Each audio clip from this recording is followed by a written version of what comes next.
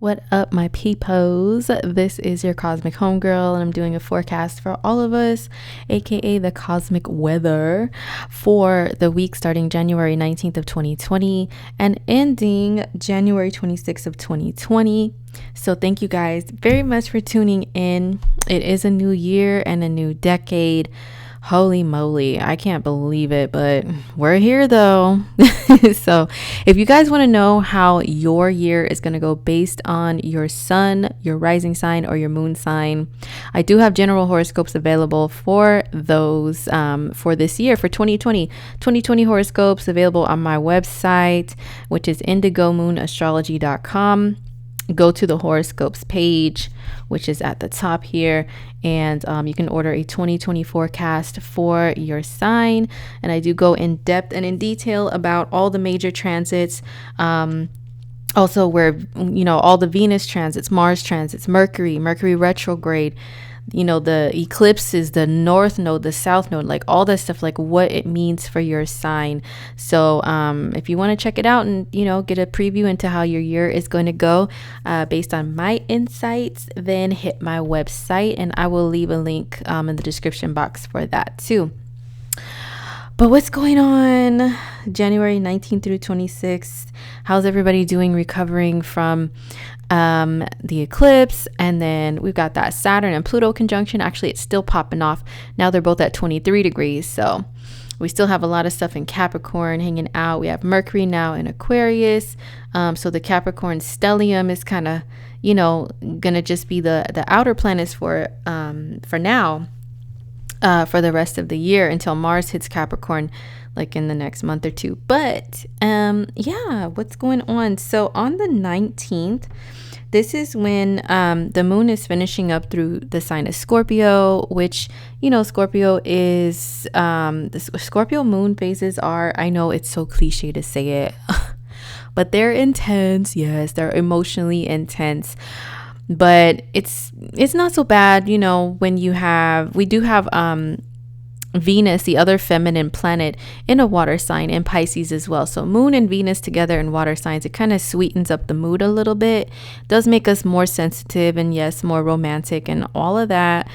Moon and Scorpio days, we can be kind of brooding. We can be a little bit like our mood is a little darker sometimes, and maybe want to listen to some like grunge or some emo or artist. I always mention him because he's a Scorpio moon too, The Weeknd, and I love his music. Personally, under Scorpio moon transits, he is who I am jamming out to The Weeknd, to Miguel, who is also a Scorpio, and other Scorpio artists. I always tend to gravitate towards their music and not like purposely like, oh, I see the moon's in Scorpio, let me rock out to this stuff. No, it's like it puts you in that mood to hear some very scorpionic stuff. You know what I'm saying? So moon in Scorpio finishes up on the 19th, and then the moon goes into Sagittarius later in the day, and Mars is in Sagittarius too. So moon and Mars in Sag. This is a Sunday. If you're in the eastern parts of the world, this is into Monday. So those are not like usual like party days, but these two planets together do kind of put us in a party mood, or it can be putting us in the mood to express our beliefs and our opinions more strongly, be a little bit more preachy, want to teach, want to learn, want to, but Sagittarius is a party sign though. Like it's all, the sayings like turn up and lit and all that. Those are all created by the Pluto and Sagittarius generation. Pluto was in Sagittarius in like the late 90s, mid to late 90s, until like the late 2000s. So that generation, you guys created the phrases that have to do with like partying and stuff like that. So anyway, people may still be in that mood, and actually it is kind of a holiday in some parts of the US, the 20th. So, the 19th, hey, some people can, step out on Sunday night and get lit, you know what I'm saying? So, the moon in Sag and Mars in Sagittarius on January 19th super fiery energy, daredevil energy. I just want to get out and get away energy. So some people may do some random stuff, take a random trip somewhere, even like just a little road trip, not too far from home, you know. Makes you want to explore things a little more, makes you more curious to try new and different things and just say F it and just jump into some shit. You know what I'm saying? So moon in Sag energy starts on January 19th. This is also the last day that the sun is in Capricorn. Whenever a planet is at the 29th degree, that's the anaretic degree, but it's the very last degree that it is in a sign. And the 29th degree, I credit fellow astrologer Rabina Rastaban. She is so dope. If you guys ever want to check out her channel, check her out. She does celebrity readings. She has the dark-sided, you know, parts of the signs series where she just like goes in on your sign and the darker side. But anyway, she's really dope, and she's dope with numerology. So she calls the 29th degree the pressure cooker. She has a video on her channel to where she gives examples, including a woman who, I gotta watch the video again, but it's a real story of this lady who, she has a lot of planets at the 29th degree. There's the number 29 like kind of follows her in her astrology in transit, and I think in her natal chart too. And she actually, I think she was injured or got killed or something by an actual pressure cooker, like a device that you use to cook food in, you know, a real life pressure cooker. Yeah. Something happened with an actual pressure cooker with her. So anyway, I digress. The 29th degree, it feels like that though. Whenever any planet is at that 29th degree, you feel pressure, you feel like anxious and like wanting to move on to the next, you know, on to the next phase, onto, like, I don't know, the energy feels very frantic, and like there's more of a sense of urgency in the air when there's 29 degree planets. So yeah, the sun at 29 degrees of Cap, people can feel a sense of urgency towards changing something, and that it can be in regards to wherever Capricorn lands in your chart, whatever house it's in. If you're a Cancer, it could be relationships, because Cap is your 7th house. If you are a Libra, it could be with regards to family or where you live, because that's your 4th house, and so on, you know. So yeah, there can be a feeling of that in the air, and then the Sag energy can make us like kind of want to like run away and escape from that, you know, run and escape from responsibility. And Cap energy is all about responsibility. So yeah, that is the 19th. And then we move over to the 20th, and this is when the sun enters Aquarius. So we have Aquarius season kicking off. We already kicked it off actually last week with Mercury entering Aquarius. And you guys know Mercury, it rules our communication, our thoughts, our logic, reason.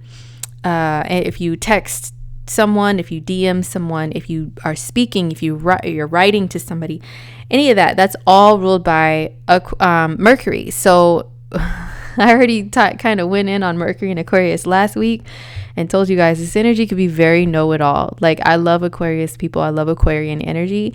But a lot of times they do have that God complex popping off to where they are like, I knew that already. I already know this.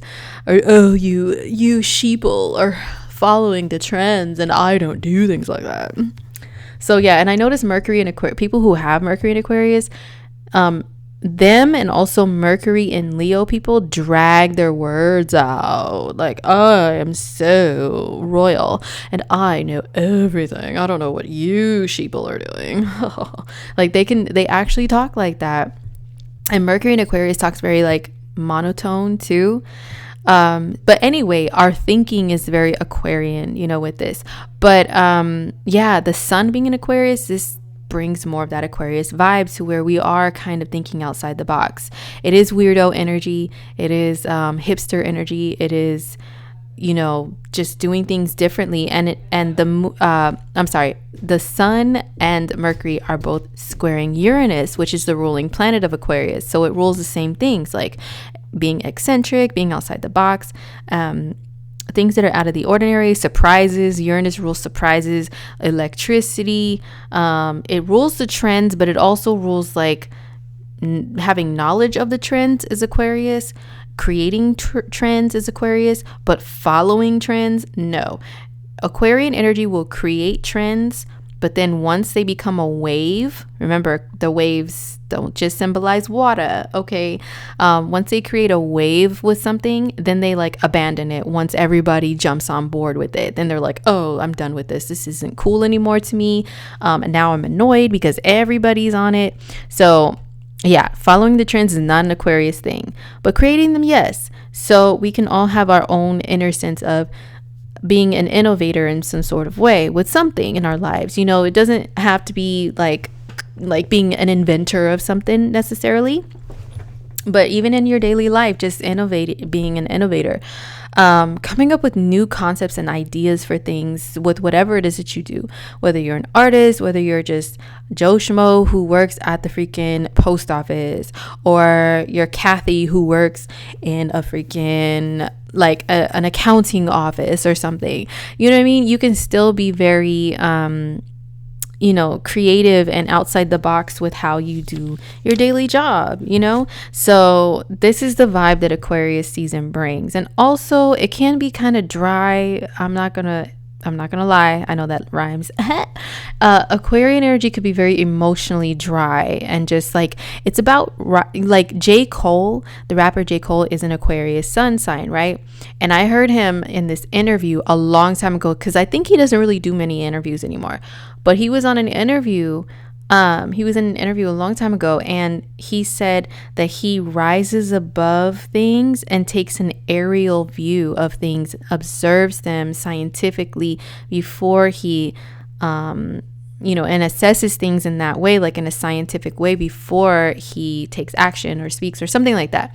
And I was like, yo, that is so Aquarian. Like, that's exactly what that energy does. So all of us can kind of like adapt and adopt that in to some degree, to where instead of acting and reacting upon our emotions with situations, we are rising above the situation, detaching emotionally, assessing things, and then, oh, okay, this is why this is going on. It's because this, and this. Okay, blah, blah, blah, blah. I'm putting the pieces together, doing equations in our heads, So that's how we can act towards things. But however, we have Venus in Pisces, and she is like mad sensitive. So we have a mix of that going on. But yeah, the sun will be in Aquarius until February 18th. So from January 20th till February 18th. So be prepared for all the hipsters to come out of the woodworks, talking about how they knew about a certain artist before you did, and before the artist was even popular.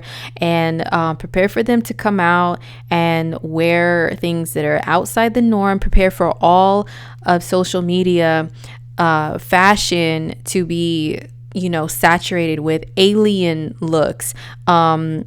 Looks that have like, they incorporate like monochromatic stuff, or like what's the word I'm looking for, stuff that's shiny, like aliens stuff. It looks like alien skin, well, how we would imagine alien skin to look, because a lot of us haven't really seen those fools, but there's spaceships, like reflective stuff. Just what else is Aquarius role? Like, yeah, just alien themed things, and things that are themed from like outer space and science and stuff like that. They'll be very popular in looks, and different color lipstick, like wearing blue lipstick, green lipstick, stuff like that is very popular during Aquarius season, because it's outside the norm. Normally, guys and gals that wear makeup will rock like a brown lip, or a nude lip, or a copper eye nude lip. If you guys know where that's from, let me know. But they'll rock a copper eye nude lip or a red lip, but not many everyday people will rock like a yellow lip color, a green, a blue, so like those types of colors come more alive. Those types of styles come alive during Aquarius season. Anything that's space looking, looks like a space suit, stuff like that, people will be rocking a lot more.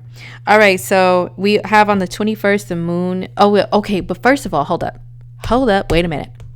So the moon and Mars will be together in Sagittarius. Like, I'm on West Coast US time, West Coast, in this house. Excuse me. So the moon and Mars will be in Sagittarius in the afternoon of the 20th. It could be like more towards the evening if you're in an eastern part of the world. But yeah, the moon and Mars together in Sag, this is very impulsive.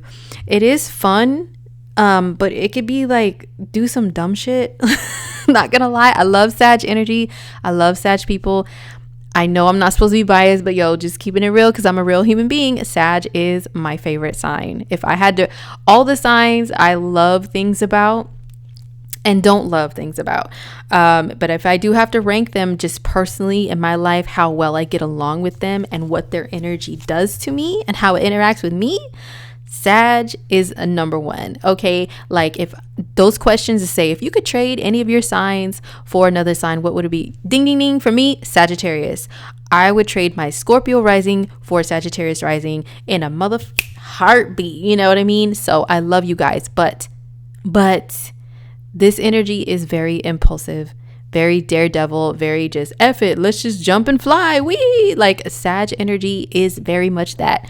So when we have Mars, the planet of action, with the moon, which is our moods and our needs and wants, together, we can be very emotionally impulsive and just like whatever you're craving at the moment, you just want to jump and do and go after, you know, and you don't even think about the consequences. Like if the consequences include things like death or jail, for example, you know what I mean? Like you don't even care when you have a combination like this until you bump your head or you do something dumb and, you know, and it results in a negative outcome. And then you're like, oh, wow, maybe I shouldn't have done that. Like Sagittarius energy is so that.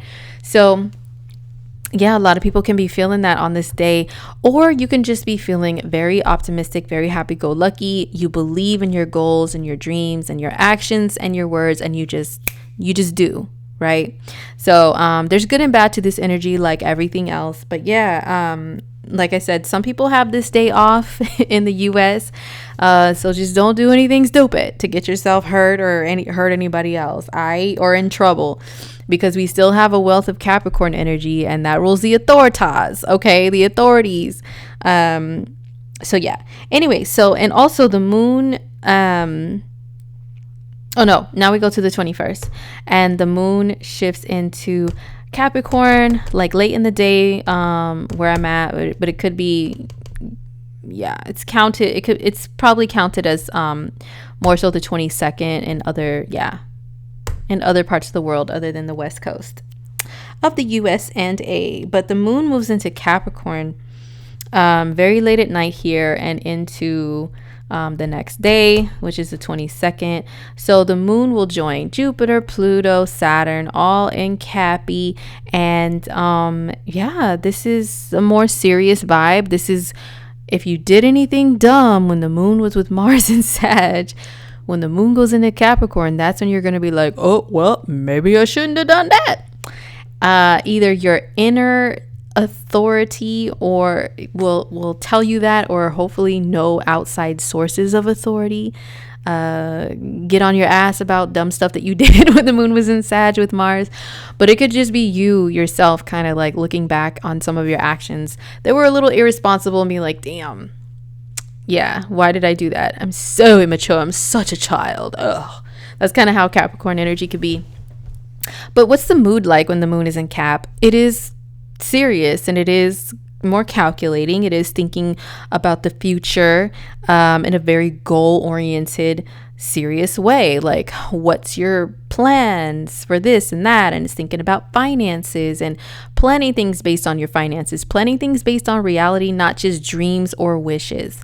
That is the moon in Cappy. It's a very bossy energy, so everybody could be feeling a little bit bossier and like, you're doing this wrong. Why are you doing it that way? And nah, nah, nah, nah, nah. Here, let me sit down and spend 2 hours showing you over and over again how to do this correctly, even though you already know, but you just happen to have forgotten for whatever reason because you're having a day. But still, I'm gonna act like you're a child that needs to learn a lesson, and I'm gonna sit you down. Sorry, went off on a tangent. I was having a horrible flashback of my Capricorn moon boss that I had years ago. Oh my god. Oh, him and his teachable moments and acting like I was such an idiot. Oh my god, I couldn't. But yeah, so don't have that attitude if you can help yourself of grinding things within people. Just, you know what I'm saying? Like, people only need to be told once, okay? But this energy is very parental in nature. So it's like strict parent. Like, let me teach you a lesson here. And it's like very slow with it. Oh my gosh. I had 2 Capricorn bosses at one time at the last super corporate-y job that I worked at. One was a Cap moon. He was a Virgo with a Cap moon. The other one was a Cap sun. And I don't know her birthday, but I really felt some Virgo from her too. And they would both do that stuff. You know, they would be like, oh, why did you do this? Oh, and my answer, Pisces moon. I'm like, I simply just forgot. But I know how to do it. I just forgot.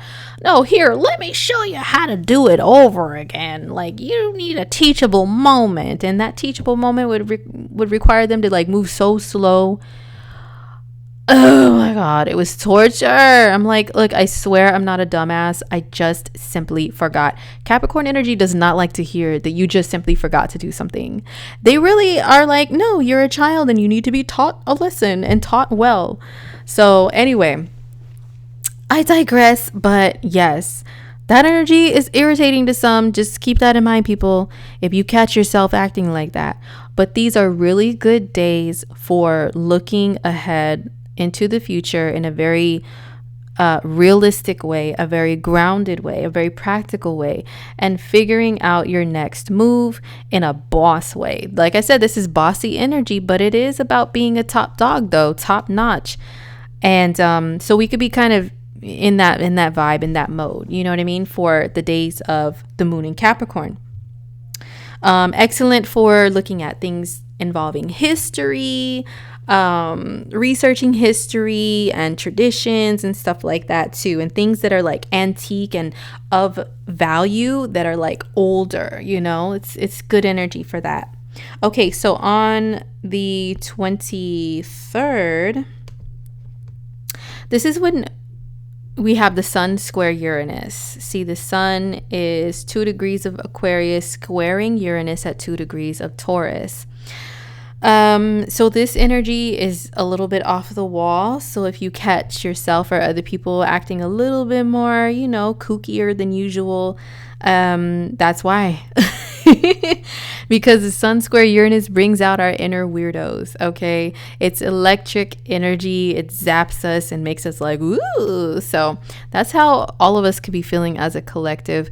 Depending upon who you are and the rest of your birth chart is how much of that inner weirdo is going to feel comfortable being shown, okay? But yes, this is how we can be acting. As I'm recording this, the Mercury is squaring Uranus, and I'm feeling that totally. I've been doing, like a lot of you guys know, but a lot of you don't, that I just, since I was a little kid, I adore accents from other places. I have a plain, regular American accent, but I adore accents. I love hearing people talk from different regions of the US, from different parts of the world. I love accents so much, but I know how to do impressions of them, and I don't do them in any way that means any harm, but I will say goofy stuff just to be silly because that's just who I am.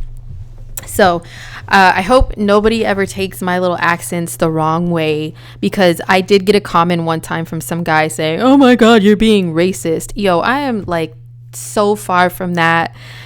You know what I mean? I am so far from that. Okay. I love everyone, especially people who are different from me. So anyway, I just felt the need to give that disclaimer, because whenever I'm under a heavy Uranus transit, it brings out me just spontaneously talking in other accents just to be silly and goofy, because I love hearing them. So if you guys catch me doing that, that's why. Okay. But the sun square Uranus can bring out the silly, the goofy, and we just feel more free to be that way. I love this energy personally. But yeah, other people around you may be like that. If you don't allow yourself to be like that, you hold yourself back a lot. Just be prepared for the inner weirdos to come out in everybody else. But this energy, not gonna lie, Uranus, harsh transits, like harsh aspects, like a square like this, it can bring out more anxiety, because it zaps your nerves, like, you know? So just be aware of that. It can cause restlessness because this is Aquarius energy, which is air energy. Air energy is very cerebral, very mental. So you can be up at night thinking about conspiracy theories and what if this and what if that and researching stuff under a transit like that. But yeah, or you can just show off your uniqueness, your individuality. Like expression is the sun. So you can express that through maybe how you dress, and just wear something outlandish and be like, whatever, I dress how I want. All right. So speaking of Uranus squares, we do have the next day. The 24th, we have a new moon. We have a new moon in Aquarius. So that means the sun and the moon are together in Aquarius at 4 degrees. And they do both make a square to, so it's like in the afternoon where I'm at. Could be the evening in Eastern, more east of me. But yeah, it's the moon and Uranus the new moon is the sun and the moon together at the same degree in the same sign. So it's maternal and paternal energy. They come together, they cultivate something, they bring a new beginning.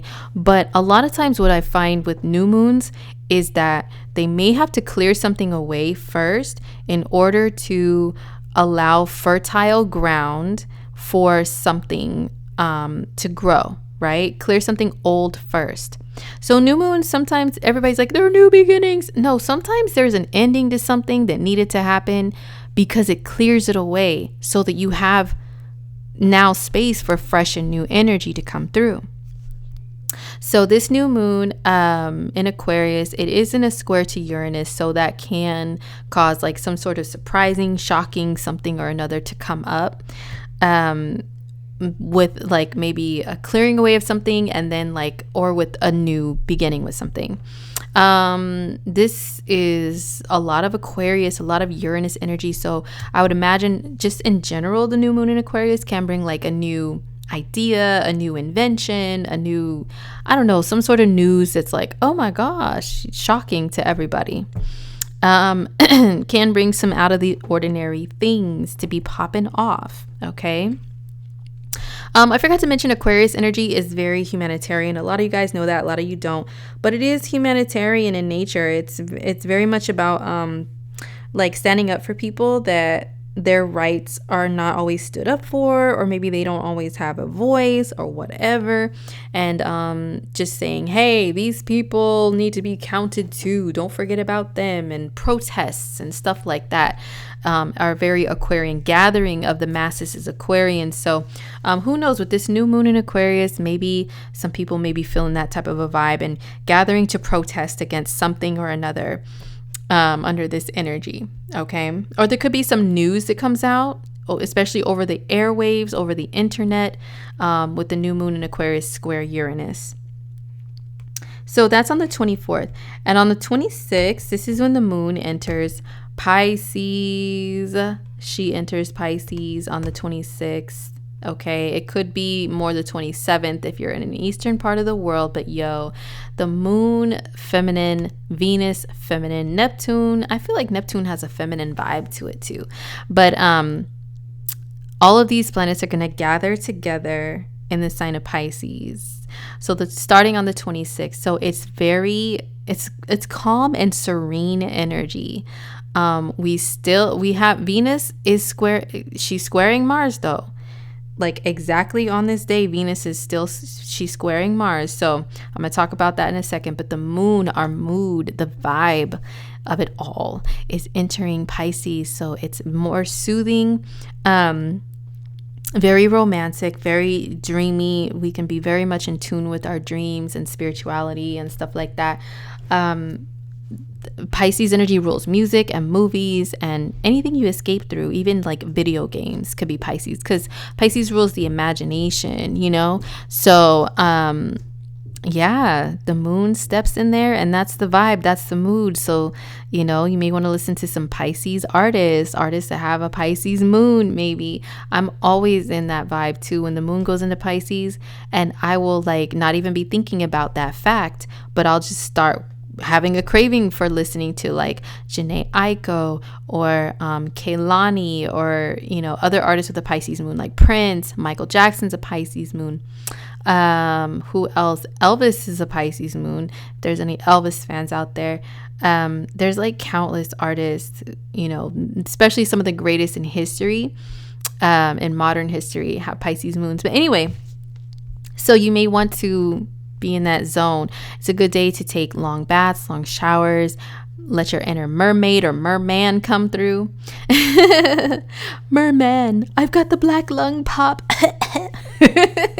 If you know where that's from, let your homegirl know, because yeah, that's one of my favorite movies. Anyway, but yeah, the moon in Pisces, you just want to float in your own time zone, man. You just want to create, or you want to be creative, or you want to be around creative people, creative things. You just want to escape. Some people may want to drink even more on this day, or whatever means of escapism that you tap into, you'll want to do more of that. Also, it's good days for spirituality. The moon in Pisces, listening to your intuition. You may have messages come to you and yada yada yada. Okay, so now let's talk about this Venus square Mars though, because look at Venus is with Neptune, very close. I think the exact conjunction is more the next day, the 27th. So this is very beautiful energy, very romantic, very empathic, very intuitive, very just like sensitive, but she's squaring off with Mars. Venus square Mars, I wouldn't be surprised if there were don't be surprised if around the 26th there's something on social media, on TV, or whatever you watch that's or something in the news that shows something with masculines or men and feminines or women squaring off with each other. There's some sort of tension. There's some sort of articles that come out about male versus female, masculine versus feminine. One of the last times that there was a transit like this, and I really paid attention to it, Amber Rose, who is represented by Venus, she's a feminine creature, was being interviewed by some older gentleman. I can't remember his name, but I was like, what kind of ancient old fool is this who's interviewing her?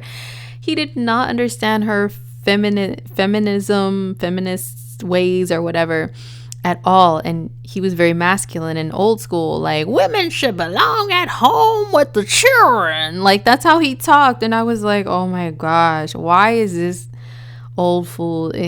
Whatever. It was entertaining to watch. But yeah, so that was a Venus and Mars square, and it's tension between the masculine and feminine. Now you could be a male, born a male, but possess a lot of feminine energy and relate more to Venus, and vice versa for being born a female and lots of masculine energy. So it can be you can be a hetero couple, but maybe you're a woman and you're very masculine, very Mars, and your man is very Venus, very feminine. You guys could be kind of having some tension between you that day. You're feel like maybe he's acting like a little bitch, and you're like, you need to step it up, homie, and he's like, oh my God, you're being so mean. So there could be some things like that between couples. And if so, just know that this too shall pass. Every transit moves, the planets move and shift, and therefore so do things that happen in our lives and our moods and everything else, right?